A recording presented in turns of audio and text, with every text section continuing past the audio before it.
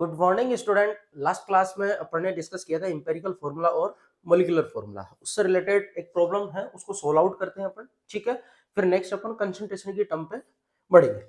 तो देखिए question, student question है, एक कंपाउंड कंटेन CHO यानी कार्बन हाइड्रोजन और oxygen. Its percent composition are 40.6%, 5% और 54.4% respectively and molecular formula molecular weight is 118 ग्राम।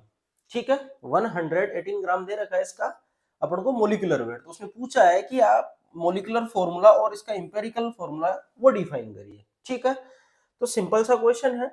सबसे पहले अपन यहाँ पे बात करते हैं कार्बन हाइड्रोजन और ऑक्सीजन के परसेंट वेट की। भाई जितना परसेंट दे रखा है उतना ही उनका वेट होगा। 100 में से 40.6 ग्राम, ये तो क्या है, कार्बन है। तो जितना कार्बन का परसेंट रहेगा उतना उसका वेट रहेगा। तो मैं यहां लिख सकता हूं परसेंट वेट। ठीक है, ये कितना है 40.6, ये कितना है 5 और ये कितना है यहाँ पे 54.4। इसको ग्राम में अगर आप 100 ग्राम ले रहे हो, यानी टोटल परसेंट निकालेंगे 100 में से निकालेंगे तो सभी आप ग्राम्स में ले लो। ठीक है, तो ये क्या हो जाएगा 40.6 ग्राम, 5 ग्राम और 5.4 ग्राम। उसके बाद अगर मैं बात करूं इनके मोलर मास की, इनका जो वेट होता है 1 मोल का वो कितना होता है, कार्बन का 12 ग्राम, हाइड्रोजन का, हाइड्रोजन दे रखा है इसका 1 ग्राम और ऑक्सीजन का 16 ग्राम। ये इनका अपन ने क्या लिख लिया, मोलिकुलर वेट, या अगर अपन बात करें एटम की फॉर्म में तो ये एटॉमिक मास हो जाएगा, ये किसमें, ग्राम्स में। ठीक, अब यहां पे अपन को निकालना है नंबर ऑफ मोल। वो कैसे निकालते हैं, weight divided by molar mass. तो यहां से अपन निकाल लेंगे 40.6 डिवाइडेड बाय 12 और यहाँ पे ये 5 डिवाइडेड बाय 1 और इधर हो जाएगा 4.4 डिवाइडेड बाय 16। अब इसको सोल्व आउट करते हैं तो ये लगभग कितना आएगा 3 टाइम, और ये कितना बचेगा, मैं इधर सोल्व आउट कर लेता हूं, सॉरी 12 का। तो ये कितने टाइम गया,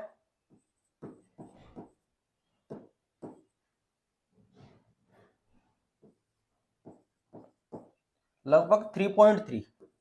कितना आ रहा है ये, लगभग 3.3।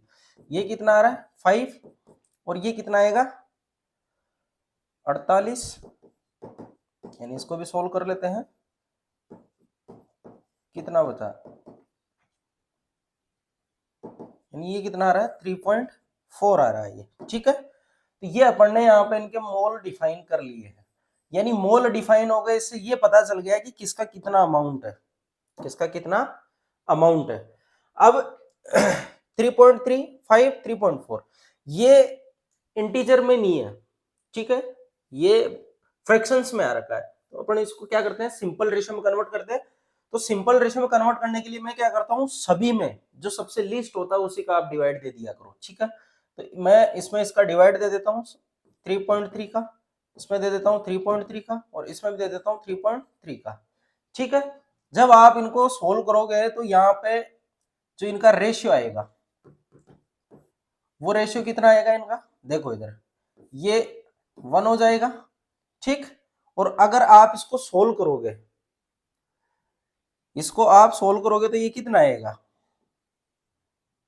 3.3 डिवाइड आप दे लो, 1 टाइम गया ये 3.3, तो कितना बचेगा, ये बचेगा, पॉइंट लगा देना 17, 3.3 इंटू लगभग 5 करो आप, लगभग 1.5 के आसपास आएगा ना। थोड़ा बहुत ऊपर नीचे हो सकता है, अपन को तो क्या है कि अप्रोक्सीमेट मान के सोल्व करना है इसमें। ठीक है, ये 1 आ जाएगा और ये भी लगभग कितने टाइम कट जाएगा, ये 1 टाइम कट जाएगा। तो ये एक रेशियो आ गया अपने पास। अभी भी ये पूरा कंप्लीट रेशियो नहीं आया, कंप्लीट नहीं आया तो आप क्या करोगे, मैं इधर लिख देता हूं, कंप्लीट रेशियो के लिए आप क्या करोगे, आप इसको सॉरी 1 यहाँ पे ना, कंप्लीट रेशियो के लिए आप क्या करोगे, होल इंटीजर में लाना है आपको, आपको किस में लाना है, होल इंटीजर। तो इसके लिए आप क्या करो, सभी को क्या करो आप 2 से मल्टीप्लाई कर दो, सभी को क्या कर दो 2 से मल्टीप्लाई, तो ये कितना आ जाएगा 2, ये कितना आ जाएगा 3 और ये कितना आ जाएगा 2। ये एक्चुअल नंबर आ गए एटम्स के, कार्बन तो 2 उसमें, हाइड्रोजन 3 है उसमें, और उसके अंदर ऑक्सीजन कितने हैं 2 है। तो ये सिंपल पैटर्न होता है सोल्व करने का, वही नंबर ऑफ मोल से सोल्व किया जाता है। बस यहाँ पे एक एक्स्ट्रा स्टेप आ जाती है कि आपको यहाँ पे कंप्लीट होल इंटीजर में आपको इनको लेना है, क्योंकि कंप्लीट में लोगे तभी आपका एक कंप्लीट फॉर्मूला बन पाएगा। अपन फॉर्मूला देखते हैं तो ऐसे थोड़ी देखते हैं उसमें, जैसे C6.6 H6.5 ऐसे थोड़ी देखते हैं अपन, नहीं देखते हैं ना, अपन देखते हैं कैसे C6H6, यही देखते हैं अपन। ठीक है, ये कंप्लीट फॉर्मूला अपन को चाहिए तो आपको ये वाली स्टेप करनी होगी कंप्लीट। ठीक है, तो अब मैं बात करता हूं उसके आगे, ये अपन ने निकाल लिया। देखो इधर कार्बन, हाइड्रोजन और ऑक्सीजन, कार्बन कितने आए थे उसमें 2, हाइड्रोजन कितने आए थे 3 और ऑक्सीजन कितने आए थे 2। ये सिंपल, सबसे सिंपलेस्ट वाला रेशियो आया है, इसी को बोलते हैं इंपेरिकल फॉर्मूला। ये क्या है, इंपेरिकल फॉर्मूला। भाई सबसे सिंपलेस्ट आया है ना, इससे नीचे नहीं जा सकता है, आप इसको काटोगे तो इससे नीचे थोड़ी नहीं जाएगा, ये नहीं जाएगा, ये सिंपलेस्ट रेशियो है। फिर मैंने एन एक वैल्यू डिफाइन की थी, वो रेशियो होता है, एन वैल्यू क्या है, रेशियो है। और वो रेशियो कैसे डिफाइन किया जाता है, एन की जो वैल्यू है उसका रेशियो कैसे डिफाइन करते हैं अपन, देखो इधर molecular formula equal to n into empirical formula, molecular formula into empirical formula.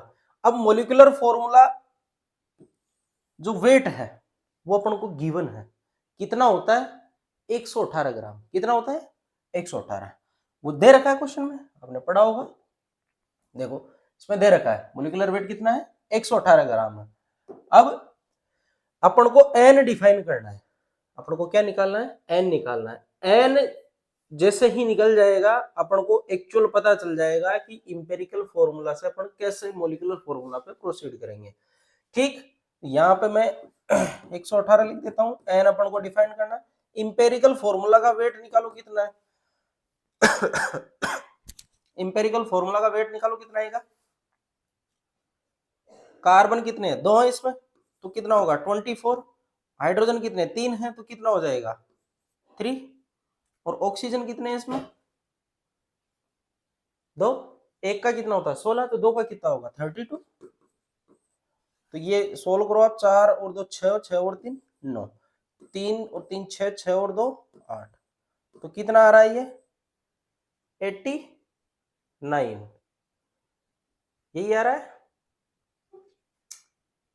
2 इनका सेम ही आया था 2 3 2, है ना, 2 से मल्टीप्लाई किए थे सबको 2 3 2, ठीक है।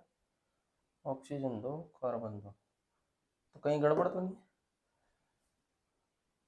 12 दूनी 24, हाइड्रोजन का 3 और ऑक्सीजन का 32, 2 का है ना, हाँ तो 2 का 32 हो जाएगा, तो इसको सही ना, मिस्टेक है कहीं ना कहीं, जोड़ने में गड़बड़ हो गई ना।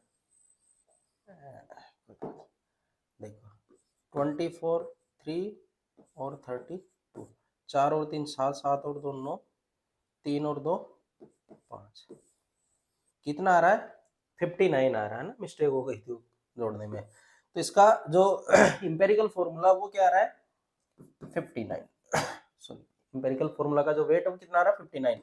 अब n निकालेंगे तो वो क्या हो जाएगा 118 डिवाइडेड बाय 59, ये 59 से कितने टाइम कटा, 118 को अगर आप 59 से काटोगे तो कितने टाइम कटेगा, 9 दूनी 18, 2 बार, तो n की वैल्यू कितनी आ गई अपने पास 2, और ये n की वैल्यू ही है जो आप इंपेरिकल फॉर्मूला को मल्टीप्लाई कर दो आपको क्या मिल जाएगा मोलिकुलर फॉर्मूला। कैसे, देखो इधर molecular formula n into empirical formula, n की वैल्यू कितनी आई है 2, एम्पेरिकल फॉर्मूला क्या है आपके पास C2H3O2, तो इसको मल्टीप्लाई कर दो तो कितना हो जाएगा C4H6O4, तो मोलिकुलर फॉर्मूला आपके पास कितना आ गया C4H6O4। ठीक है, उसने यही पूछा है, एक तो मोलिकुलर फॉर्मूला बताइए और एक बताइए इंपेरिकल फॉर्मूला। ऐसे कई बतेरे खूब क्वेश्चन दे रखे हैं बहुत सारे। ठीक है, आप एनसीईआरटी में देखना, एनसीईआरटी में उसमें लास्ट में क्वेश्चन दे रखे हैं, खूब ऐसे सारे क्वेश्चन दे रखे हैं, तो उनको इस तरीके से सोल्व किया जाता है। सबका पैटर्न सेम रहता है, परसेंट कंपोजिशन देगा, मोलर मास आपको पता ही रहता है, आप क्या कर लोगे नंबर ऑफ मोल्स निकाल लोगे, wait divided by molecular wait, और आप फिर क्या करोगे इसको सिंपल रेशियो में लाओगे। सिंपल रेशियो में लाने का एक ही तरीका है, जो मिनिमम वाली संख्या होती है उसी का भाग दे दो आप, उससे क्या है कि थोड़ा आइडिया लग जाता है कि सिंपलेस्ट की तरफ चले जाएंगे अपन। फिर रेशियो ले लो, रेशियो में आपको कंप्लीट होल नंबर रेशियो लेना है, ठीक है ना। ऐसा नहीं है कि 3/2 आ रहा है, 5/4 आ रहा है, ऐसा नहीं चलेगा, उसमें कंप्लीट होल रेशियो में लेना है। तो कंप्लीट होल रेशियो में लेने के लिए अपन ने एक्स्ट्रा ये स्टेप की है, सबको 2 से मल्टीप्लाई कर दिया। 2 से मल्टीप्लाई इसलिए किया है कि यहाँ पे 1.5 हो किसमें कन्वर्ट हो जाए 3 में, और मिनिमम वाली संख्या से मल्टीप्लाई करना है आपको। ऐसा नहीं कि 4 से मल्टीप्लाई करो, फिर बात वही है इंपेरिकल फॉर्मूला के लिए 4 से मल्टीप्लाई करोगे तो वापस कट जाएगा, ले देके बात वहीं पे आनी है। ठीक है, तो ये इंपेरिकल फॉर्मूला और मोलिकुलर फॉर्मूला से रिलेटेड प्रॉब्लम सोल्व आउट। अब बात करते हैं अपन कंसंट्रेशन टर्म। देखिए स्टूडेंट, ये जो कंसंट्रेशन की टर्म है यह आपके सॉल्यूशन के चैप्टर में भी है, सॉल्यूशन चैप्टर उसमें कंप्लीट दे रखा है आपके और रिलेटेड भी उसी से। भाई कंसंट्रेशन किसकी निकालेंगे अपन, सॉल्यूशन की निकालेंगे, उसी से रिलेटेड। ठीक है, मैं यहाँ पे ज्यादा डिटेल में तो नहीं जाऊंगा, लेकिन फिर भी मैं आपको आइडिया दे देता हूँ कि कौन कौन सी कंसंट्रेशन टर्म है। बाकी डिटेल में अपन वहां क्वेश्चन प्रॉब्लम सोल्व करेंगे विद सॉल्यूशन के साथ, क्योंकि वहां 4 कोलिगेटिव प्रॉपर्टी पढ़नी होती है अपन को। ठीक है, 4 कोलिगेटिव प्रॉपर्टी पढ़नी होती है कौन कौन सी है, एलिवेशन इन बॉइलिंग पॉइंट और osmotic pressure, lowering in vapour pressure, और एक और होती है डिफ्रेशन इन फ्रीजिंग पॉइंट। ये 4 कोलिगेटिव प्रॉपर्टी पढ़नी है, तो वहां पे मोलेलिटी और मोलेरिटी का यूज होगा। ठीक, तो वहां अच्छे से डिस्कस करेंगे। बाकी मैं बता देता हूँ कंसंट्रेशन टर्म कौन कौन सी है। देखो सबसे पहले है परसेंट W/W, दूसरी कंसंट्रेशन टर्म है परसेंट W/V, तीसरी है V/V, मोल फ्रैक्शन, और इसको x से डिनोट करते हैं। नेक्स्ट है मोलेरिटी, कैपिटल M से डिनोट करते हैं। उसके बाद मोलेलिटी, स्मॉल m से डिनोट करते हैं। उसके बाद है नॉर्मेलिटी, इसको n से डिनोट करते हैं। और कुछ और है पार्ट्स पर मिलियन, फॉर्मेलिटी, वो सब वहां डिस्कस करेंगे। ठीक है, तो इन कंसंट्रेशन टर्म का मैं थोड़ा बहुत आइडिया दे देता हूं आपको। सबसे पहले है W/W%। इसका मतलब होता है सिंपली तरीके से समझो आप, ठीक है ना। आप बेसिक चीजें छोटी क्लासों में पढ़ के हैं, आपको पता है परसेंटेज कितने पे निकालते हैं अपन, 100 में से निकालते हैं। ठीक है, तो यहाँ पे भी सारा अपना काम किस में रहेगा, 100 में रहेगा। ऐसे ही मोल फ्रैक्शन आगे मैं कंसंट्रेशन टर्म पढ़ाऊंगा, फ्रैक्शन हमेशा 1 में से निकलता है। ठीक है, तो फिर मैं वहां पे ये भी बताऊंगा आपको कि जो मोल फ्रैक्शन है उसकी वैल्यू 1 से ज्यादा कभी नहीं होती है। ठीक है, क्योंकि फ्रैक्शन 1 में से निकलता है, और यहाँ पे अपन निकालेंगे कितने में से, 100 में से। तो यहाँ पे अगर मैं बात करूं इसकी डेफिनेशन की, W/W है यानी दोनों किस में आने हैं, ग्राम में। तो यहां मैं बोल सकता हूं कि x ग्राम सोल्यूट डिजोल्व्ड इन 100 ग्राम सॉल्यूशन, यानी 100 ग्राम सॉल्यूशन में x ग्राम सोल्यूट क्या हुआ है, डिजोल्व हुआ है, उसको बोलते हैं W/W%। अब वो x कितना है वो डिपेंड करता है कि आपने किस प्रकार का सॉल्यूशन बनाया है उसका। और आपने देखा होगा कई सारी मेडिसिन आती है, आपने कफ सिरप खरीदी होगी या कोई लिक्विड जो सिरप आती है जिसको ओरली ली जाती है। ठीक है, उन पे आप देखना घर पे, उस पे W/W%, वेट/वेट% ऐसा लिखा हुआ है। उसका मीनिंग क्या है, उसका मीनिंग यही होता है।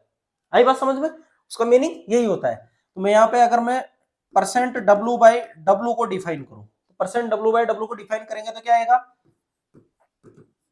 वेट ऑफ सोल्यूट किस में लेना है, ग्राम में, divided by weight of solution किस में लेना है, ग्राम में। परसेंटेज निकालने के लिए क्या करते हैं, 100 से मल्टीप्लाई। ठीक है, तो ये वेट ऑफ सोल्यूट आ गया divided by weight of solution आ गया। दोनों किस में होनी चाहिए, ग्राम में होनी चाहिए। ठीक, तो ये क्या निकल गया, W/W%। अब यहां पे इंपॉर्टेंट बात, ध्यान देने वाली बात ये है सॉरी, टेम्परेचर का इफेक्ट क्या आएगा इसमें। ये एग्जाम में कई बार क्वेश्चन पूछा जाता है, वो कंसंट्रेशन की टर्म दे देता है और पूछता है which one of the following is does not depend on temperature, यानी टेम्परेचर पर कौन सी डिपेंड नहीं करती है। तो टेम्परेचर की मैं अगर बात करूं तो ध्यान से सुनना स्टूडेंट, अगर टेम्परेचर की बात करें अपन तो टेम्परेचर का इफेक्ट वहां पे आएगा जहां पे क्या है, वॉल्यूम की टर्म आ रही है। ध्यान से सुनना, वॉल्यूम अगर ग्राम्स आ रखा है तो वो कभी चेंज नहीं होगा। टेम्परेचर का इफेक्ट हमेशा किस पे आएगा, वॉल्यूम पे आएगा। और वॉल्यूम पे कैसे आएगा अभी मैं बता देता हूं आपको। तो यहां लिख देना does not depend on temperature, ये टेम्परेचर पे डिपेंड नहीं करती है। ठीक है, उसका रीजन मैं दे देता हूं। देखो इधर साइड में, जैसे मानो कि आपने कोई सॉल्यूशन ले रखा है, वो सॉल्यूशन यहां तक भरा हुआ है, इसमें आपने सॉल्यूशन ले रखा है और सॉल्यूशन एक पर्टिकुलर टेम्परेचर पे है सॉरी, पर्टिकुलर टेम्परेचर पे सॉल्यूशन है। आप क्या कर रहे हो, टेम्परेचर इंक्रीज कर रहे हो। टेम्परेचर क्या कर रहे हो, इंक्रीज। अब टेम्परेचर इंक्रीज करोगे तो आपको पता है सिंपल इवेपोरेशन वाली प्रोसेस होगी। यहां से मॉलिक्यूल कहां तक जाएंगे, ऊपर की साइड, वेपोरेशन होगा। टेम्परेचर बढ़ा रहे हो तो अभी तक जब तक टेम्परेचर नहीं बढ़ाए थे वॉल्यूम कितना ऑक्यूपाई हो रहा था, V। जैसे ही आपने टेम्परेचर बढ़ाया तो अब इसके जो पार्टिकल है वो नीचे तो रहते ही हैं, साथ के साथ वो ऊपर भी यहां भी चले जाएंगे। तो अब वॉल्यूम कितना हो गया, वॉल्यूम अब ये हो गया जैसे माना कि आपने यहाँ पे 100 मॉलिक्यूल लिए हैं, 100 के लिए आपने मॉलिक्यूल लिए, ठीक है, 100 मॉलिक्यूल लिए आपने और माना कि यहाँ पे अब ऊपर की साइड चले गए 5 मॉलिक्यूल, तो नीचे कितने बच गए, 95 मॉलिक्यूल। ठीक, नीचे कितने बचे, 95 मॉलिक्यूल। लेकिन याद रखना मैंने बोला ग्राम में इफेक्ट नहीं आता टेम्परेचर का, जो भी ग्राम में आपको क्वांटिटी दे रखी है वो इफेक्ट इसलिए नहीं आता। देखो यहां 95 और 5 दोनों को जोड़ो कितना होगा, 100 होगा। ऊपर कितने, 100।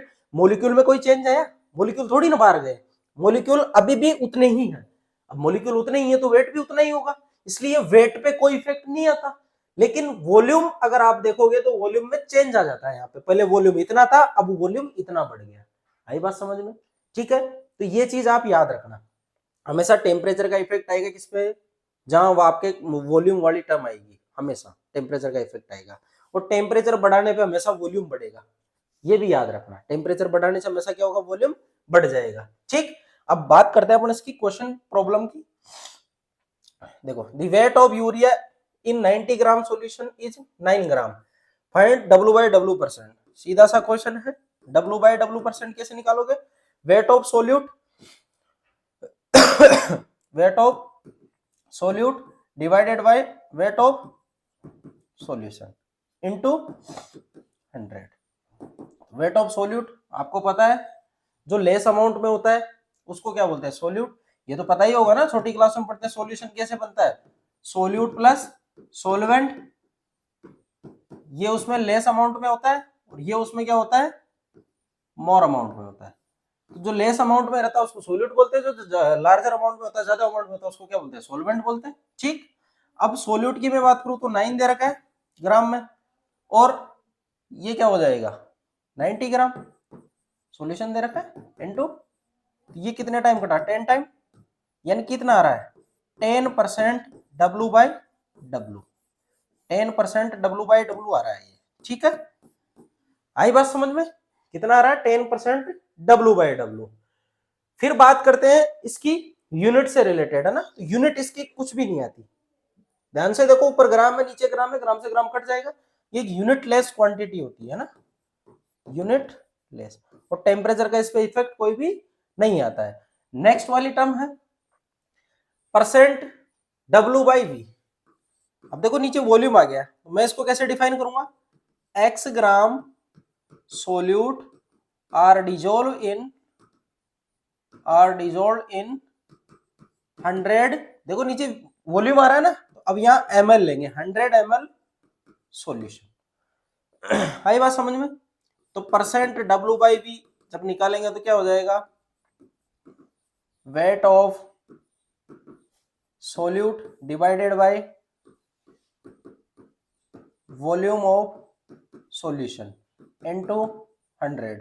तो वेट ऑफ सोल्यूट W किस में, ग्राम में, और यहाँ क्या आएगा V किस में, ml में, किसका, सॉल्यूशन, ठीक है, इनटू 100%। अब देखो यहां पे अगर अपन बात करें, ये जो W और V दोनों, इनमें से आपको पता चल रहा होगा कि टेम्परेचर पे कौन सा वाला पार्ट डिपेंड करेगा। अभी जस्ट मैंने लास्ट स्लाइड में बताया आपको कि W पे कोई इफेक्ट नहीं आता, वो उतना ही रहता है। वॉल्यूम क्या होता है, चेंज हो जाता है, वॉल्यूम क्या होता है, चेंज हो जाता है, और वॉल्यूम चेंज अगर हो जाएगा तो ऑब्वियस बात है W/V भी क्या हो जाएगा, चेंज हो जाएगा। मैं लिख देता हूं, इट डिपेंड ऑन टेम्परेचर। और टेम्परेचर पे कैसे डिपेंड करता है, अगर आप टेम्परेचर बढ़ाते हो तो वॉल्यूम भी क्या होगा, बढ़ जाएगा। अगर वॉल्यूम बढ़ रहा है, नीचे वाली क्वांटिटी बढ़ रही है, तो परसेंट W/V क्या हो जाएगा, घट जाएगा। ये याद रखना आप, परसेंट W/V है वो क्या होगा, घट जाएगा। तो इसको नोट डाउन करिए, फिर बात करते हैं आगे।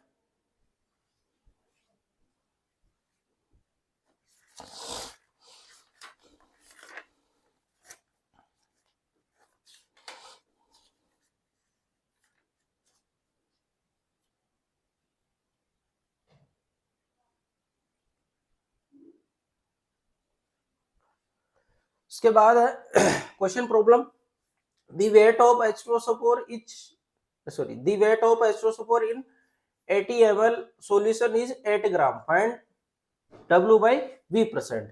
सिंपल सा फॉर्मूला है, यहाँ पे अपन को सोल्यूट दे रखा है, सॉल्वेंट दे रखा है, सॉरी सॉल्यूशन दे रखा है, तो सीधा रख दो आप, ज्यादा दिमाग ही नहीं लगाना। 10 टाइम कटा, ये कितना आ रहा है, 10% W/V, आंसर कितना आ जाएगा, 10% W/V आ जाएगा। ज्यादा दिमाग ही नहीं लगाना, सोल्यूट दे रखा है, सॉल्यूशन दे रखा है, सीधा रखो और आंसर उसका आ जाएगा, ठीक है। अब बात करते हैं अपन next, V/V%।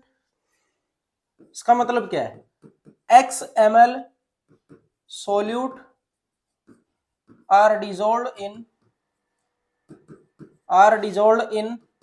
100 ml solution, V/V%। यहां क्या आ जाएगा, volume of solute, volume of solute किस में, ml में, divided by volume of solution किस में, ml में, इनटू 100। यहाँ पे आप लिख देना VML किसका, सोल्यूट का, और यहाँ क्या आ जाएगा VML किसका, सॉल्यूशन का, इनटू 100। टेम्परेचर दिखाई दे रहा है इसमें, अगर टेम्परेचर सॉरी वॉल्यूम दिखाई दे रहा है इसमें, वॉल्यूम अगर दिखाई दे रहा है तो टेम्परेचर का इफेक्ट ऑब्वियस बात है कि इसमें आएगा ही आएगा। तो यहाँ लिख देना, इट डिपेंड ऑन टेम्परेचर। ये किस पे डिपेंड करेगा, टेम्परेचर पे डिपेंड करेगा, ठीक है। ऐसा डायरेक्ट सीधा क्वेश्चन पूछ लेता है वो, कई बार ऑप्शन में दे देगा कि कौन सा टेम्परेचर पे डिपेंड करता है, कौन सा नहीं करता। The amount of C2H5OH in 50 ml solution is 25 ml, find percent V/V। तो साफ दिखाई दे रहा है, जो कम अमाउंट में रहता है सोल्यूट रहता है, जो ज्यादा अमाउंट में रहता है वो सॉल्यूशन उसने दे रखा है, ठीक है ना। सोल्वेंट वाला पार्ट या उसने तो सीधे ही दे दिया कि ये सॉल्यूशन है, ठीक। अब यहाँ पे अपन डिफाइन करें तो percent V/V 25 divided by 50 into, ये कितने टाइम कटा, 2 टाइम, 2 से कितने 50, ये कितना आ रहा है 50% weight by weight, sorry volume by volume, और आधा अमाउंट दे रखा है, तो आप सीधे डायरेक्ट इसको तो सोच के भी कर सकते हो। बट देखो सॉल्यूशन दे रखा है, सोल्यूट दे रखा है, तो सोलवेंट कितना होगा 25 ही होगा सोलवेंट भी। अगर ये एक एक्सट्रीम कंडीशन है जिसमें दोनों बराबर हो रखे हैं, तो 25 25 यानी दोनों का 25-25 है तो ऑब्वियस बात है ना 50% का सोल्यूशन बनेगा। ठीक है, तो ये ऐसे आप परसेंटेज आराम से इससे निकाल सकते हो। तो ये 3 टर्म है जो मैंने डिफाइन कर दी है। उसके बाद नेक्स्ट बात करते हैं अपन मोल फ्रैक्शन की। तो देखिए स्टूडेंट, मोल फ्रैक्शन हमेशा निकाला जाता है 1 में से। कितने में से निकाला जाता है? 1 में से निकाला जाता है। अभी जो अपन ने लास्ट जो टर्म पढ़ी थी, उन टर्म में अपन सिर्फ 1 कंपोनेंट वाले सोल्यूट को ही डिफाइन कर सकते हैं, सिर्फ 1 कंपोनेंट का मतलब होता है एक सोल्यूट एक सॉल्वेंट के साथ डिजोल्व हो रखा है। अब मान लो एक सोल्यूट से ज्यादा आपके पास सोल्यूट आ रखे हैं, तब आप परसेंटेज कैसे निकालोगे? तब आप परसेंटेज वहां पे डिफाइन नहीं कर पाओगे, परसेंटेज डिफाइन वहां पे नहीं कर पाओगे। उसके लिए अपन को पढ़ना होगा मोल फ्रैक्शन। ठीक है, और मोल फ्रैक्शन कैसे निकालते हैं? सिंपल सा तरीका है, जैसे आपके पास 3 सोल्यूट मैंने बता रखे हैं, जैसे सोल्यूट कितने आपके पास Na, Nb और Nc, ये क्या है? सोल्यूट है, सोल्यूट के मोल दे रखे हैं। ठीक है, 3 सोल्यूट है और ये सॉल्यूशन के अंदर डिसॉल्व हो रखे हैं। तो आपको पर्टिकुलर कंपोनेंट निकालना है कि ए कितना गुला हुआ है, बी कितना गुला हुआ और सी कितना गुला हुआ है, और तीनों का जो सम आएगा वो एक से ज्यादा नहीं आएगा, क्योंकि मैंने बताया फ्रैक्शन हमेशा एक में से निकलता है। यहां पे अगर मैं डिफाइन करूं mole fraction of A, mole fraction of A, जिसको मैं एक्स ऐसे डिनोट करूंगा, वो कैसे निकालेंगे? खुद के मोल divided by total. But total में खुद कितना गुला हुआ है उसका फ्रैक्शन आ जाएगा। अरे भाई, आप जो आपकी जो मार्कशीट है उसमें आप फ्रैक्शन अगर निकालोगे तो कैसे निकालोगे? जैसे आपके मान लो कि 5 सब्जेक्ट है, अब 5 सब्जेक्ट में से आप में हिंदी, इंग्लिश, फिजिक्स, केमिस्ट्री और मैथमेटिक्स या बायो किसी के हैं। अब मैं पूछूं आपसे कि मैथमेटिक्स में आपका फ्रैक्शन कितना रहा है टोटल, तो आप क्या करोगे? मैथमेटिक्स के marks divided by total marks, यही करोगे, उससे उसका फ्रैक्शन पता चल जाएगा। सेम ऐसा यहाँ पे करना है, यहाँ पे उनको रिप्लेस कर दो आप आपकी मार्कशीट के जो सब्जेक्ट है उससे, तो वही निकल जाएंगे। जैसे मैंने बोला ए का कैसे निकलेगा? N A divided by N A plus N B plus N C. आई बात समझ में? तो टोटल का अपन क्या कर देंगे? डिवाइड कर देंगे। ऐसे ही mole fraction of B, X B, ये कैसे निकालोगे? N B divided by N A plus N B plus N C. ऐसे ही किसका निकालोगे आप? सी का, एक्स सी, ये कैसे निकलेगा? N C upon N A plus N B plus N C. और याद रखना X A plus X B plus X C, ये कभी भी एक से ज्यादा नहीं होगा और एक से कम भी नहीं होगा, ये हमेशा किसके इक्वल आएगा? एक के इक्वल आएगा। याद रखना, ये इंपॉर्टेंट है। इन सब में कहीं वॉल्यूम दिखाई दे रहा है? नहीं है, तो ये टेम्परेचर पर डिपेंड नहीं करता। It does not depend on temperature, ये टेम्परेचर पर डिपेंड नहीं करता है। ठीक है, क्वेश्चन प्रॉब्लम है, इसको सोल्व आउट करते हैं, इन्हीं फॉर्मूले से सोल्व आउट करेंगे। देखो 46 gram of ethanol is mixed with 180 ग्राम यानी 180 gram water. Find mole fraction of both component. दोनों के अपन को क्या करना है? मोल फ्रैक्शन फाइंड आउट करने हैं। ठीक है, तो दोनों के मोल फ्रैक्शन फाइंड आउट करने हैं, तो सबसे पहले मैं मोल निकाल लेता हूं, क्योंकि मोल की रिक्वायरमेंट रहेगी। मोल कैसे निकालते हैं? देखो सबसे पहले इथेनॉल का यानी C2H5OH का कैसे निकालोगे? Wait divided by molecular wait, यही होता है मोलर मास। तो वेट कितना दे रखा है? 46 ग्राम। और इथेनॉल का मोलिकुलर वेट कितना होता है? देखो 2 कार्बन है 24, हाइड्रोजन कितने? 6, 24 और 6 कितने हो गए? 30, 30 और 16 कितने हो गए? 46, तो 46 ही हो जाएगा। इसका जो मोल आ रहा है वो कितना आ रहा है? 1 आ रहा है। नंबर ऑफ मोल कितना है? 1 आए। ऐसे ही एन वाटर का डिफाइन कर लेंगे, कितना दे रखा है? W 180, और मास कितना होता है? ये कितने टाइम घटा? 10 टाइम। तो वाटर के तो नंबर ऑफ मोल कितने हैं? 10, और इसके इथेनॉल के कितने हैं? 1।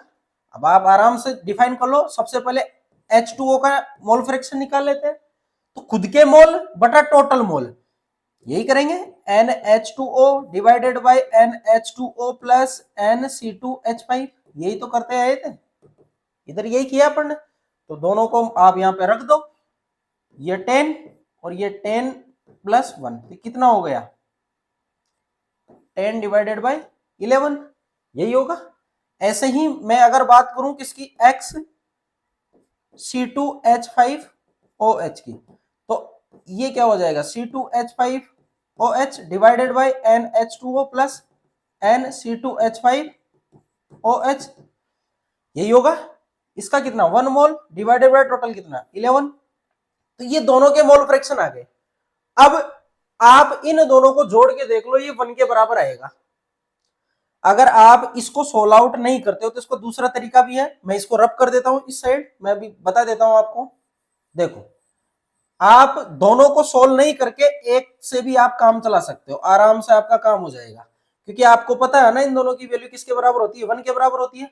तो देखो मैं यहां लिख सकता हूं XH2O plus XC2H5OH is equal to 1, यही होता है, एक से ज्यादा नहीं होगा। अब आपने ये निकाल लिया तो आप XC2H5OH निकाल लो। कैसे निकालोगे, 1 माइनस XH2O, तो आप 1 माइनस क्या करोगे 10/11, तो ये कितना आ जाएगा 1/11। इसको आप एलसीएम लेके सोल्व करोगे तो कितना आएगा 1/11, ठीक है। और दोनों को ऐड करके देख लो, 1/11 प्लस 10/11, तो कितना आ रहा है 1 प्लस 10, तो कितना हो गया 11/11, कितना आया 1। ऑब्वियस यही होता है, मैंने भी यही बताया आपको कि ये हमेशा 1 के बराबर ही आएगा। कितना आ रहा है 1, और मैंने यहाँ पे 1 ही बताया था आपको, ठीक है। ये मोल फ्रैक्शन से रिलेटेड प्रॉब्लम है, ऐसे ही और भी क्वेश्चन आप इसके खूब सारे कर सकते हो, ठीक है। नेक्स्ट कंसंट्रेशन टर्म की बात करते हैं अपन, वो है अपने मोलेरिटी। इंपॉर्टेंट है मोलेरिटी और मोलेलिटी, ये आपके सबसे ज्यादा काम में आती है। मोलेरिटी की अगर मैं डेफिनेशन की बात करूं तो इसकी डेफिनेशन सिंपल सी है कि 1 लीटर के सॉल्यूशन में आपने कितने नंबर ऑफ मोल्स घोल रखे हैं, उसी को क्या बोलते हैं मोलेरिटी बोलते हैं। How many number of moles are dissolve in 1 litre solution, ठीक है। यानी पर लीटर में आपने कितने मोल्स घोले हैं उसी को बोलते हैं मोलेरिटी। पर लीटर याद रखना, हमेशा पर लीटर ही आएगा, ठीक है। एमएल का यहां पे कोई काम नहीं है, तो मैं यहां लिख सकता हूं number of moles of solute are dissolved in 1 litre solution, या आप बोल सकते हो per litre solution. Per litre solution is known as molarity. तो एम कैसे डिफाइन करेंगे, number of moles divided by volume, किसमें लीटर में, पर लीटर वॉल्यूम हो गया, यानी पर लीटर वॉल्यूम में आपने कितने मोल्स डाल रखे हैं उसी को क्या बोलते हैं मोलेरिटी बोलते हैं। आइए बात समझ में। अब नंबर ऑफ मोल्स मोलेरिटी आपने यहां लीटर में डिफाइन किया, अगर मान लो उसने वॉल्यूम दे रखा है किसमें, वॉल्यूम किसमें दे रखा हो एमएल में, तब आप क्या करोगे, तब आपको इसमें थोड़ा सा मॉडिफिकेशन करना होगा, ठीक है। यहाँ कई स्टूडेंटों के थोड़ा कॉन्ट्राडिक्शन रहता है कि यहाँ वॉल्यूम जो लीटर में दे रखा है इसको अगर हम एमएल में कन्वर्ट करें, तो एमएल में कन्वर्ट करेंगे तो आपको पता है 1 लीटर में कितने एमएल होते हैं 10⁻³ एमएल। तो अगर आप यहाँ पे रख के करोगे सोल्व, तो यहाँ एमएल रखोगे 10⁻3, ऊपर जाएगा किसमें हो जाएगा 10⁻⁻3, लेकिन ऐसा तो फॉर्मूला ही नहीं होता। स्टूडेंटों के कहीं कॉन्ट्राडिक्शन रहता है कि ये ऊपर अपन 100 से 1000 से इसको मल्टीप्लाई कैसे कर लेते हैं, तो बिल्कुल सिंपल सा है, मैंने बोला इसकी यूनिट कभी भी चेंज नहीं करनी है अपन को, मोल पर लीटर ही होगी। मैं यहाँ लिख देता हूं, इसकी जो यूनिट होती है वो क्या होती है मोल पर लीटर, या आप बोल सकते हो मोल लीटर इनवर्स। ये कभी चेंज नहीं होगी, हमेशा यही रहेगी, ये कभी मोल पर एमएल नहीं होगी। यानी आपको सारा डाटा किस में लेना है लीटर में ही रखना है। तो लीटर में रखना है तो इसका सबसे बेस्ट तरीका देखो इधर, अगर मान लो वॉल्यूम आपको किस में दे रखा है एमएल में, मैं पहले फॉर्मूला लिख देता हूं, इधर साइड में लिख देता हूं मैं इसका फॉर्मूला। देखो m equal to number of moles v किस में दे रखा है एमएल में, अब वॉल्यूम उसने क्वेश्चन में एमएल में दे रखा है, ठीक है। अब आपको तो नीचे लीटर चाहिए ना, आपको नीचे क्या चाहिए लीटर चाहिए, तो लीटर चाहिए तो देखिए स्टूडेंट, आपको पता है कि 1 ml जो होता है वो 10⁻³ लीटर के बराबर होता है। किसके बराबर होता है 10⁻³ लीटर। अब 1 ml आपको पता है तो कितना भी ml दे रखा हो आप निकाल लोगे, तो आप क्या करोगे m equal to n, v किस में दे रखा है ml में, लेकिन आपका आंसर किस में आना चाहिए लीटर में आना चाहिए, क्योंकि मोलेरिटी की यूनिट फिक्स होती है मोल पर लीटर, आप चेंज नहीं कर सकते उसको। तो यहाँ पे मैं अगर यहाँ पे वॉल्यूम लिखता हूं किस में आएगा, फिर वो ऑटोमेटिक कन्वर्ट हो गया लीटर में, कब हुआ जब आपने इसको 10⁻³ से क्या किया, नीचे मल्टीप्लाई किया, ऊपर जाएगी किसमें हो जाएगी 10⁻+ में, तो n इंटू 1000, सॉरी हाँ 1000, v किस में आ गया, आप ऑटोमेटिक लीटर में आ गया। ये मतलब ये ऑटोमेटिक कन्वर्ट हो गया। आपको रखना यहाँ पे ml में ही है, आपको यहाँ पे ml में ही रखना है। मैंने तो यहाँ कंप्लीट आपको सोल्व करके बताया कि ये 10⁻³ से कैसे मल्टीप्लाई होता है, ठीक है। यहाँ पे आपको वॉल्यूम किस में ही रखना है, यहाँ पे वॉल्यूम आपको किस में रखना है, ये आप कंफ्यूज मत होना कि नीचे लीटर में ही रखेंगे तो फिर अपन ने चेंज ही क्यों किया, नहीं ऐसा नहीं है। v यहाँ पे आप ml में रखोगे, v ml में रखोगे, आपने जैसे ही इसको 1000 से मल्टीप्लाई किया ऑटोमेटिकली कन्वर्ट हो गया किसमें, लीटर में। क्यों, क्योंकि इसका रिलेशन क्या होता है, 1 ml इक्वल टू 10⁻³ लीटर होता है। तो याद रखना, जब भी ml में अगर वो दे रखा है तो आपको फॉर्मूला कौन सा वाला यूज में लेना है ये वाला लेना है। वॉल्यूम की टर्म आ रही है, यहाँ पे वॉल्यूम की टर्म आ रही है, वॉल्यूम की टर्म आ रही है तो डिपेंड किस पे करेगी, टेम्परेचर पे, टेम्परेचर डिपेंडेंट, यानी मोलरिटी टेम्परेचर पे डिपेंड करती है। कई बार एग्जाम में क्वेश्चन पूछा और ये भी पूछा है कि टेम्परेचर बढ़ाने पे मोलरिटी पे क्या फर्क पड़ेगा। देखो टेम्परेचर बढ़ाने पे मैंने बोला वॉल्यूम बढ़ जाता है, बिल्कुल बढ़ जाता है। वॉल्यूम बढ़ जाएगा तो मोलरिटी क्या हो जाएगी, मोलरिटी इसकी घट जाएगी। तो टेम्परेचर इंक्रीज करने पे कंसंट्रेशन क्या होती है, डिक्रीज हो जाती है। आई बात समझ में, तो ये चीज आप याद रखना, ठीक। यूनिट की मैंने बात कर ली है, इसकी यूनिट क्या होती है, मोल पर लीटर। अब इसी फॉर्मूले को आप दूसरे तरीके से भी सोल्व आउट कर सकते हो। कैसे, नंबर ऑफ मोल्स कैसे निकालते हो, wait divided by molecular wait into 1000 upon v किसमें, ml में। आप ऐसे भी लिख सकते हो, नंबर ऑफ मोल्स को आप ओपन करके लिख सकते हो, ठीक है। तो ये फॉर्मूला आपके पास मिल जाता है। नेक्स्ट देखो इधर, find molarity of 49% W/V H3PO4 if 49 gram H3PO4 present in 100 ml solution. उसने दे रखा है कि 49% वेट बाय वॉल्यूम इसका H3PO4 यानी फॉस्फोरिक एसिड का दे रखा है, 49 ग्राम किसमें डिजोल्व होगा, 100 ml में। उसने पूछी है मोलरिटी, उसने क्या पूछी है, मोलरिटी। तो मोलरिटी कैसे डिफाइन करते हैं, सबसे पहले तो आप फॉर्मूला लिख लो, नंबर ऑफ मोल, या मैं सीधा ही लिख देता हूं, wait divided by molecular weight into ml में दे रखा है ना सॉरी, तो अपन क्या करेंगे, 1000 से मल्टीप्लाई करेंगे। अब नंबर ऑफ मोल्स कैसे निकालोगे, सोल्यूट के weight divided by molecular weight, weight उसने दे रखा 49 ग्राम, 49 ग्राम, और मोलिकुलर वेट अगर आप इसका किसका H3PO4 का निकालोगे तो कितना हो जाएगा, 3, फॉस्फोरस का होता है 31, ऑक्सीजन का 64 हो जाएगा चारों का, ये 8 और ये 9, टोटल कितना हो गया 98 ग्राम। तो कितने टाइम कटा, 1/2, तो हाफ मोल आ गए इसके, हाफ मोल आ गए तो आप सीधे रख दो यहाँ पे, molarity is equal to 1/2 into और वॉल्यूम कितना दे रखा है, ये कट जाएगा तो कितना आ रहा है 10/2, ये 5 मोल पर लीटर, ये इसकी मोलरिटी है, ठीक है। इसको नोट डाउन करिए, फिर बात करते हैं नेक्स्ट कंसंट्रेशन टर्म मोलरिटी की।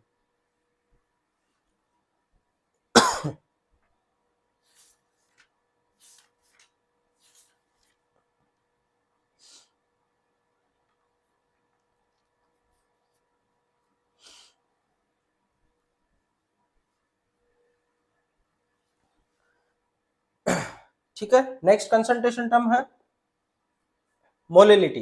मोलिलिटी कैसे डिफाइन की जाती है, मोलिलिटी डिफाइन की जाती है अपने सोलवेंट के बेसिस पे, पर केजी कि कितने number of moles per KG solvent के अंदर डिजोल्व हो रखे हैं। यहाँ सॉल्यूशन का कोई काम नहीं है, यहाँ सोलवेंट की बात कर रहे हैं अपन। आई बात समझ में, क्योंकि इसको टेम्परेचर से अपन को इंडिपेंडेंट करना है, टेम्परेचर से क्या करना है, इंडिपेंडेंट करना है। यहाँ अपन सोलवेंट का जिक्र करते हैं, यहाँ पे मैं बात कर सकता हूँ उसके डेफिनेशन की, तो क्या होगी, number of moles of solute are dissolved in per kilogram solvent. Per kilogram solvent में कितना नंबर ऑफ मोल सॉल्यूट का डिजोल्व हो रखा है, स्मॉल m से इसको डिनोट करते हैं, number of moles divided by weight of solvent sorry solvent, ठीक है। किस में होना चाहिए? किलोग्राम में, ठीक।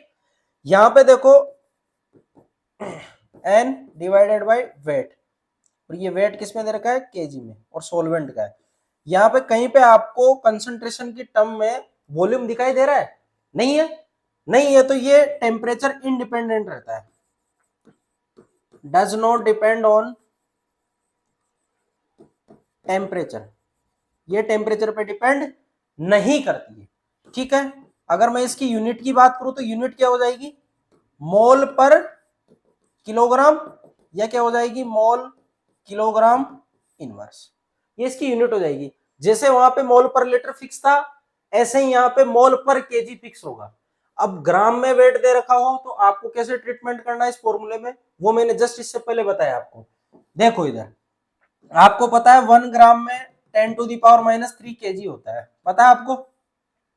अब एज्यूम करो उसने W किस में दे रखा है? ग्राम में दे रखा है। W ग्राम में दे रखा है तो देखो M क्या हो जाएगा? N/W ग्राम। आपकी यूनिट में जो देखते हो आप, तो ग्राम देखते हो किलोग्राम देखते हो? किलोग्राम होता है, तो ये ग्राम किस में कन्वर्ट होना चाहिए? किलोग्राम में। किस में कन्वर्ट होना चाहिए? किलोग्राम में। किलोग्राम में कन्वर्ट होगा तो वही मैं क्या करूंगा, 1 ग्राम की जगह मैं क्या रखूंगा? 10⁻³ kg।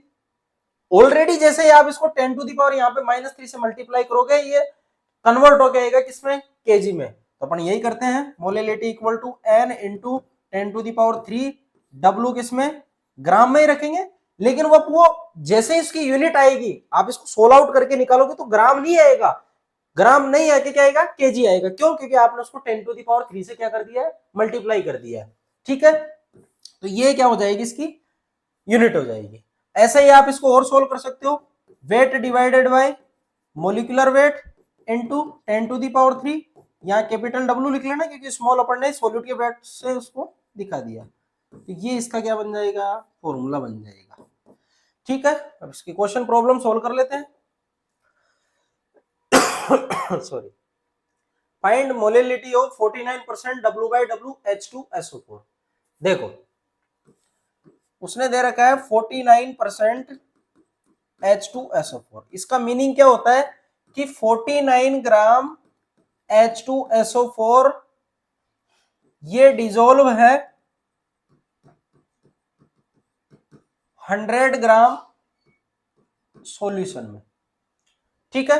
तो 100 ग्राम सॉल्यूशन यानी सॉल्यूशन का weight, W solution equal to क्या होगा? W solute plus W solvent.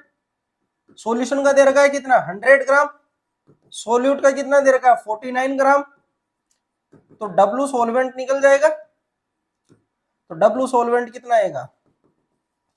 वो आएगा 100 माइनस 49, तो कितना बच जाएगा अपने पास? 51 ग्राम बच जाएगा, ठीक है। तो सॉल्वेंट का अपन ने वेट निकाल लिया है। अब नंबर ऑफ मोल्स डिफाइन कर लेते हैं सोल्यूट के। मैं इधर लिख देता हूं, सोल्यूट के नंबर ऑफ मोल वो कैसे डिफाइन करोगे? Weight divided by molecular weight. Weight कितना दे रखा है? 49 ग्राम, और H2SO4 का जो मोलर मास होता है वो कितना होता है? 98 ग्राम। तो 49 ये कितने टाइम कटा? 1/2, हाफ मोलर है। अब हाफ मोलर है तो आप सीधे फॉर्मूले में रख दो, क्योंकि आपके पास टर्म सारी आ गई है, सॉल्वेंट का वेट आ गया और सोल्यूट के मोल्स आ गए, यही चाहिए अपन को। m equal to number of moles कितना? 1/2 इंटू 10⁻³ से मल्टीप्लाई करते हैं, डिवाइडेड बाय ग्राम्स में क्या दे रखा है? वेट दे रखा है। ये कितना हो जाएगा? 51 ग्राम में दे रखा है ना, ऊपर क्या कर देंगे अपन? 1000 से मल्टीप्लाई। तो इसको सोल्व करो, कितना आ जाएगा? ये हो गया 102, यही हुआ है। तो इसको अगर आप सोल्व आउट करोगे तो ये अप्रोक्सीमेट कितने टाइम कटेगा? 9, है ना। अप्रोक्सीमेट ये 9.8 के आसपास आएगा। यूनिट लिख देना, मोल पर केजी। तो ये इसकी क्या आ गई? मोलिलिटी आ गई। ये इसकी क्या है? मोलिलिटी, ठीक। नेक्स्ट कंसंट्रेशन टर्म है नॉर्मेलिटी, इंपॉर्टेंट है। ये आपके इलेक्ट्रोकेमिस्ट्री और सॉल्यूशन दोनों में काम में आने वाली है। सॉल्यूशन में तो ज्यादा इसका इंपॉर्टेंस नहीं है, इतना नहीं है, लेकिन इलेक्ट्रोकेमिस्ट्री में जो आप फेराडेज लॉ पढ़ोगे, फेराडे के फर्स्ट और सेकंड लॉ, वहां पे इसका इंपॉर्टेंस है, वहां सबसे ज्यादा इसी का यूज है। और कंडक्टिविटी के जो कॉन्सेप्ट है उसमें भी इसका यूज हो रखा है, तो थोड़ा इसको ध्यान से समझ लेना। नॉर्मेलिटी कुछ नहीं है, मोलरिटी जैसा ही है सब कुछ, बस यहाँ पे मोल्स डिफाइन नहीं करके अपन क्या करते हैं, नंबर ऑफ ग्राम इक्विवेलेंट या नंबर ऑफ इक्विवेलेंट को डिफाइन करते हैं। अब वो इक्विवेलेंट क्या होते हैं वो मैं आपको समझा दूंगा। तो डेफिनेशन की मैं अगर बात करूं तो क्या हो जाएगी, number of gram equivalent are present in per litre volume, यानी पर लीटर में, इसको भी पर लीटर में डिफाइन किया जाता है, पर लीटर में कितने नंबर ऑफ मोल कितने नंबर ऑफ ग्राम्स उसके प्रेजेंट है। ठीक है, तो अगर मैं इसको डिफाइन करूं नॉर्मेलिटी को, तो क्या हो जाएगा, number of gram equivalent divided by volume, किस में दे रखा है, ये लीटर में। ठीक है, नंबर ऑफ ग्राम इक्विवेलेंट, ये नई टर्म आई है यहाँ पे। अब ये कैसे डिफाइन की जाती है, आप सब पीजी कर रखी है आपने, या कोई सेकंड ग्रेड की कर रखा तो उसने यूजी कर रखी होगी, तो सबने 11th क्लास में पढ़ा होगा इसको। आपके फर्स्ट चैप्टर है केमिस्ट्री का, उसमें ये नंबर ऑफ ग्राम्स इक्विवेलेंट ये सारी चीजें डिफाइन की हुई है, मोलरिटी नॉर्मेलिटी सब कुछ डिफाइन किया हुआ है। ये थोड़ा प्रैक्टिकली पार्ट होता है, इसको थ्योरेटिकली कम पढ़ा जाता है, ये प्रैक्टिकल में ज्यादा इंप्लीमेंट होता है। तो नंबर ऑफ ग्राम इक्विवेलेंट कैसे निकालते हैं, देखो इधर सिंपल तरीका, इसको नंबर ऑफ मोल से रिलेट करना, नंबर ऑफ ग्राम इक्विवेलेंट, और इधर लिखता हूं मैं नंबर ऑफ ग्राम मोल। देखो नंबर ऑफ ग्राम मोल में और नंबर ऑफ ग्राम इक्विवेलेंट, यानी नंबर ऑफ जो ग्राम लगाया ना मैंने, ग्राम मोल का मतलब भी मोल ही होता है। ठीक है ना, कई बुक्स में इसको नंबर ऑफ ग्राम मोल्स लिख रखा है, कई बुक में इसको नंबर ऑफ मोल्स लिख रखा है, दोनों का मीनिंग एक ही होता है। आई बात समझ में, कंफ्यूज नहीं होना, मैं लिख देता हूं, दोनों का मीनिंग एक ही होता है, नंबर ऑफ मोल्स, दोनों का मीनिंग एक ही होता है, चेंज नहीं है, कुछ भी नहीं है चेंज। आप जब ढंग की बुक पढ़ोगे ना तो आपको पता चल जाएगा कि रियल में ऐसा ही है। ठीक है, अब इन दोनों में रिलेट अपन कैसे एक दूसरे को इससे रिलेट करके इन चीजों को समझे, तो ये बिल्कुल सिंपल सा है, number of grams equivalent, number of moles कैसे निकालते हो, wait divided by molecular wait निकालते हो, wait divided by molecular wait. यहां कैसे निकालेंगे, wait divided by equivalent weight, बस इतना सा फर्क है, वेट वेट सेम है, यहाँ इक्विवेलेंट वेट आ जाएगा क्योंकि नंबर ऑफ आप क्या निकाल रहे हो, ग्राम इक्विवेलेंट निकाल रहे हो। यहाँ क्या आ जाएगा, मॉलिक्यूलर वेट, क्योंकि आप क्या निकाल रहे हो, नंबर ऑफ ग्राम मोल निकाल रहे हो, मोल से मॉलिक्यूलर वेट, ग्राम इक्विवेलेंट से इक्विवेलेंट वेट, सिंपल सी बात है। ठीक है, तो W अपॉन इक्विवेलेंट वेट। अब इक्विवेलेंट वेट कैसे निकालते हैं, ये थोड़ा सा एक यहाँ पे एक्स्ट्रा स्टेप आ जाती है, वो निकालते हैं अपन molecular weight divided by N factor. अब ये एन फैक्टर क्या बला है, इसको भी समझना है अपन को कि ये एन फैक्टर यहाँ पे क्या है। ठीक है, तो मैं पहले यहाँ पे फॉर्मूले में लिख देता हूं, मैं सारा समझा दूंगा आपको। एन हो गया आपके पास W divided by equivalent weight, अगर मैं इसको लीटर की जगह ml में लिखता हूं तो ये क्या हो जाएगा, ऐसा ही हो जाएगा, ऊपर क्या कर देंगे 10 टू द पावर 3 से मल्टीप्लाई कर देंगे। अब कंफ्यूजन नहीं होना चाहिए, मैंने समझा दिया आपको लास्ट वाले स्लाइड में, W अपॉन इक्विवेलेंट वेट। अब मैं यहाँ पे अगर इसको और ओपन करके लिखूं, n इक्वल टू, मैं नेक्स्ट स्लाइड ले लेता हूं, देखो n equal to W upon equivalent weight को कैसे लिख सकते हैं, molecular weight divided by n factor into 1000 upon v किसमें, ml में, n फैक्टर ऊपर चला जाएगा तो इसको ऐसे लिख सकते हैं, weight divided by molecular weight into 1000 upon v किसमें, ml में, और इधर मैं लिख सकता हूं n फैक्टर। आप थोड़ा सा गौर करके देखो, ये जो टर्म दे रखी है, मैं इसको इससे मार्क कर देता हूं,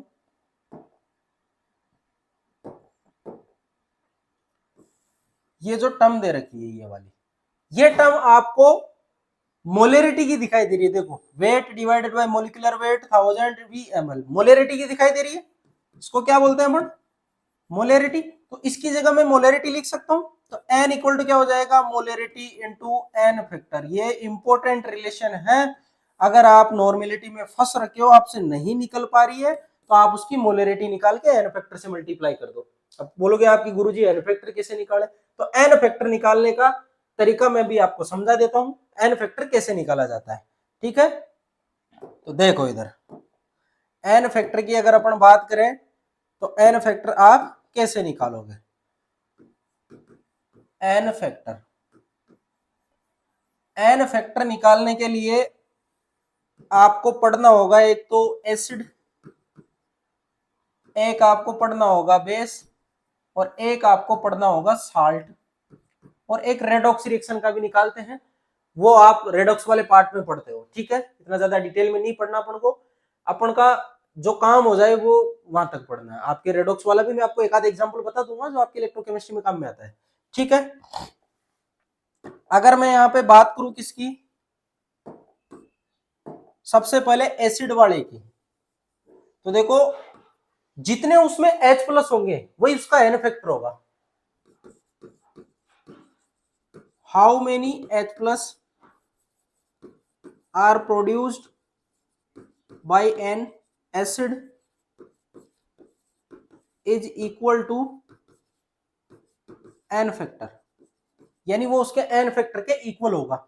यानी मैं बोल सकता हूं H प्लस इक्वल होगा किसके, एन फैक्टर के, यानी जितने H आ रखे हैं वो उसका एन फैक्टर होगा। जैसे देखो HCl कितने H देगा, एक H, तो N क्या होगा, 1 होगा। H2SO4 कितने H देगा, 2 H प्लस, एन फैक्टर क्या होगा, 2 होगा। यानी जो जितने H देगा वही उसका क्या हो जाएगा, एन फैक्टर हो जाएगा। ठीक है, अब एन फैक्टर आपको मिल गया तो आप आराम से इसका इक्विवेलेंट वेट निकाल सकते हो। जैसे H2SO4 के इक्विवेलेंट वेट की मैं बात करूं तो कैसे निकालोगे, इक्विवेलेंट वेट कैसे निकालोगे, molecular weight divided by N factor, ऐसे ही निकालोगे, molecular weight divided by N factor. तो मोलिकुलर वेट कितना आएगा इसका, मोलिकुलर वेट आता है इसका 98, एन फैक्टर कितना आ रहा है, जितने H प्लस देगा वही एन फैक्टर होता है 2, तो इसका इक्विवेलेंट वेट कितना आया, 49 ग्राम। तो ऐसे निकलता है इक्विवेलेंट वेट। बिल्कुल सिंपल सा है, बस आपको एन फैक्टर का पता रहना चाहिए, और एन फैक्टर एसिड बेस और साल्ट में से निकालते हैं। एसिड के लिए जितने H प्लस वही उसका क्या होगा, एन फैक्टर होगा। अब बात करते हैं अपन बेस के लिए, बात करते हैं अपन दूसरा बेस के लिए। बेस के लिए कैसे निकालोगे, मैं सीधा ही लिख देता हूं, number of OH minus is equal to n factor, जितने उसमें OH माइनस होंगे वही उसका क्या होगा, एन फैक्टर होगा। यानी एग्जांपल की बात करें NaOH, कितने OH, एक OH, एन फैक्टर कितना, 1, एन फैक्टर कितना हो जाएगा इसका, 1 हो जाएगा। ठीक है, ऐसे ही मैं बात करूं मैग्नीशियम हाइड्रोक्साइड की, कितने OH, 2 OH, तो वैलेंसी फैक्टर या एन फैक्टर कितना, 2 हो जाएगा। ऐसे ही मैं बात करूं एल्यूमिनियम हाइड्रोक्साइड की, तो कितने OH, 3 OH, तो एन फैक्टर कितना हो जाएगा, 3 हो जाएगा। इससे निकाल सकते हो, जिसका वैलेंसी फैक्टर 1 होता है उसकी नॉर्मेलिटी मोलरिटी हमेशा बराबर आती है। जिसका वैलेंसी फैक्टर 1 होता है, क्योंकि 1 का डिवाइड दोगे तो कोई चेंज नहीं होगा, तो जिसका एन फैक्टर 1 होता है उसके लिए मोलिकुलर वेट और उसका इक्विवेलेंट वेट इक्वल आता है। तो यहां लिख लेना, नोट में लिख दो, एन इक्वल टू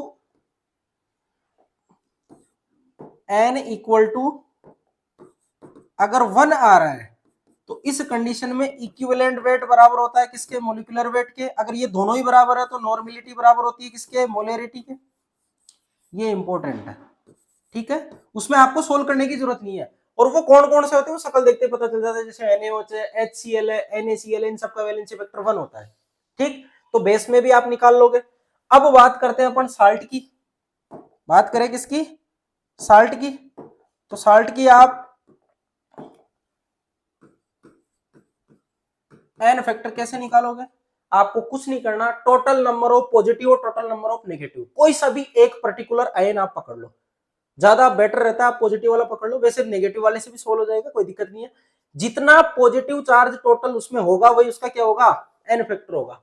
यहां लिख देता हूं मैं, टोटल पॉजिटिव और टोटल नेगेटिव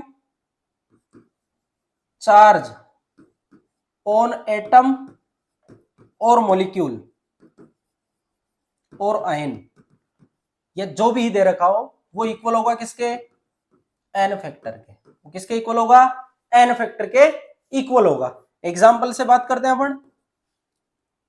एग्जाम्पल की अगर मैं बात करूं, सबसे पहले NaCl, NaCl में Na प्लस रहता है, Cl माइनस रहता है। कितना प्लस, एक प्लस, एक प्लस, तो इसका जो एन फैक्टर होगा वो कितना हो जाएगा, 1 हो जाएगा। जैसे magnesium chloride MgCl2, Mg plus 2 Cl minus, लेकिन यहाँ पे देखो Cl माइनस, एक Cl का माइनस है वो, तो 2 का कितना होगा, 2 माइनस, भाई 2 का कितना होगा, 2Cl माइनस, तो टोटल चार्ज तो कितना हुआ, इस पे -2 ही हुआ ना, एक पे एक माइनस तो 2 पे 2 माइनस, और मैग्नीशियम पे +2। भाई ओवरऑल तो पूरा का पूरा मॉलिक्यूल न्यूट्रल है, जितना प्लस होगा उतना माइनस होगा, इसलिए मैंने बोला कि आप प्लस वाले को देख लिया करो। तो +2 है, +2 मतलब एन फैक्टर कितना हो जाएगा इसका, 2 हो जाएगा। आई बात समझ में, सिंपल सा है, कुछ भी नहीं है। ऐसे ही एल्यूमिनियम क्लोराइड AlCl3, एल्यूमिनियम पे +3, इधर Cl पे माइनस होता है तो 3 पे कितना होगा, 3 माइनस, तो एल्यूमिनियम +3 है तो +3, ये एन फैक्टर कितना हो जाएगा इसका, 3 हो जाएगा। ऐसे ही Al2SO4 का होल थ्राइज, ये इंपॉर्टेंट है, थोड़ा सा इसको ध्यान से देख लेना। Al2SO4 का होल थ्राइज, अब आप इसको ब्रेक डाउन करोगे तो ये ब्रेक डाउन होगा, देखो एल्यूमिनियम कितने दे रखे हैं, 2, तो 2 लगा दिया आगे। एल्यूमिनियम हमेशा किस में रहता है, +3 में। SO4 कितने, 3, तो यहाँ 3 लगा दिए मैंने आगे। SO4 पे क्या रहता है, -2, तो देखो 3 दूनी कितना हो गया, 6 प्लस का, 3 दूनी कितना हो गया, 6 माइनस का। तो आप कोई सा भी ले लो, तो जो इसका चार्ज रहेगा वही क्या होगा, एन फैक्टर। तो एन फैक्टर कितना हो जाएगा इसका, एन फैक्टर हो जाएगा इसका 6। तो एन फैक्टर आप आराम से ऐसे निकाल सकते हो, ठीक है। दूसरा, नेक्स्ट अगर मैं बात करूं रेडॉक्स वाले पार्ट की, तो देखो रेडॉक्स पार्ट में आपको कुछ नहीं करना, जितने इलेक्ट्रॉन वो गेन कर रहा है, जितने इलेक्ट्रॉन उसमें ट्रांसफर हो रहे हैं, ठीक है, वही उसका क्या होता है, एन फैक्टर होता है। जैसे देखो सोडियम है प्लस, इस पे आप 1 इलेक्ट्रॉन ट्रांसफर कर रहे हो तो ये किसमें जा रहा है, Na में, इसका एन फैक्टर क्या होगा, 1 होगा। ऐसे ही मैग्नीशियम +2 में है, ये 2 इलेक्ट्रॉन गेन कर रहा है तो इसका एन फैक्टर क्या होगा, 2 होगा। इसका एन फैक्टर कितना होगा, 2 होगा। ऐसे ही एल्यूमिनियम है +3, 3 इलेक्ट्रॉन गेन कर रहा है तो इसका एन फैक्टर क्या होगा, 3 होगा। ऐसे ही देखो KMnO4, ये कन्वर्ट हो रहा है, किस में जा रहा है, मैग्नीशियम +2 में जा रहा है। ये इसकी 3 कंडीशन होती है, मैग्नीशियम ये +6 में भी जाता है और ये मैग्नीशियम +4 में भी जाता है। डिपेंड करता है कि आपने कंडीशन कौन सी ले रखी है। ये एसिडिक कंडीशन है, ठीक है। ये अपन बोल सकते हैं कि एक तरह से न्यूट्रल कंडीशन टाइप की, ये बेसिक कंडीशन है। तो सब में ये अलग अलग जाता है, ठीक है। +2, +6, +4, MnO4 है, ये डायरेक्ट किस में जा रहा है, +4, इसमें +2 है। यहां अगर मैं इसकी ऑक्सीडेशन स्टेट निकालता हूं तो वो कितनी आती है, +7, निकाल के देख लेना। मैग्नीज की कितनी आती है, +7 आती है। कैसे निकालोगे, इसको x मान लेना, एक ऑक्सीजन में -2 तो 4 पे कितना, -8, और इधर +1 0, तो x इक्वल टू कितना आ रहा है, +7। इसकी ऑक्सीडेशन स्टेट +7 से ये +2 में जा रहा है तो कितने इलेक्ट्रॉन ले रहा है, 5 इलेक्ट्रॉन। कितने इलेक्ट्रॉन का चेंज आ रहा है, 5 इलेक्ट्रॉन। तो इसका एन फैक्टर कितना हो जाएगा, इसके लिए एन फैक्टर हो जाएगा इसका 5। फिर ये +7 से यहाँ पे +6 में जा रहा है तो कितने इलेक्ट्रॉन लेके जा रहा है, ये 1 इलेक्ट्रॉन। भाई +7 से +6 में जा रहा है तो 1 इलेक्ट्रॉन लेना होगा, तो ये एन फैक्टर इसका क्या हो जाएगा, 1 हो जाएगा।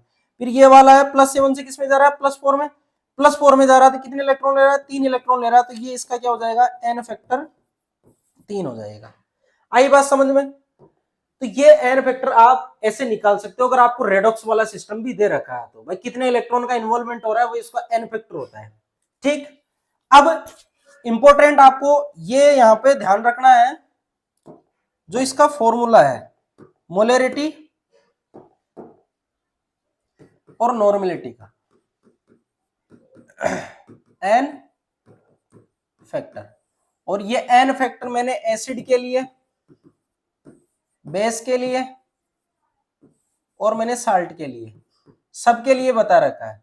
H+ इक्वल टू होगा n factor, OH- equal to होगा एन फैक्टर, और पॉजिटिव और नेगेटिव आयन होगा एन फैक्टर। ये मैंने तीनों डिस्कस कर लिए, ठीक है।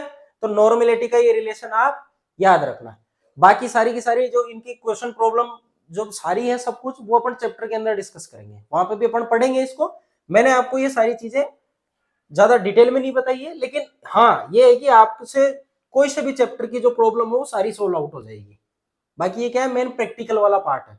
ठीक है, तो आज के लिए बस इतना ही। अब नेक्स्ट क्लास में अपन अपना जो मेन पोर्शन है वो स्टार्ट करेंगे, और चैप्टर अपना एटॉमिक स्ट्रक्चर जो अपने सिलेबस में दे रखा है। ठीक है, फिलहाल बेसिक अपने जो फिजिकल केमिस्ट्री है वो मैंने सारे चैप्टरों में इसका इन्वॉल्वमेंट होता है, इसलिए ये पढ़ाया है। बाकी मेरा कोई इससे कोई वो आपके उससे सिलेबस में ऐसा पर्टिकुलर टॉपिक नहीं डाल रखा मोल कॉन्सेप्ट वाला, मैंने बस एज ए आपको बेसिक आप मजबूत करने के लिए पढ़ाया है, क्योंकि हर चैप्टर में काम में आती है। ठीक, तो नेक्स्ट चैप्टर कल से अपन स्टार्ट करेंगे एटॉमिक स्ट्रक्चर। ठीक है, ओके।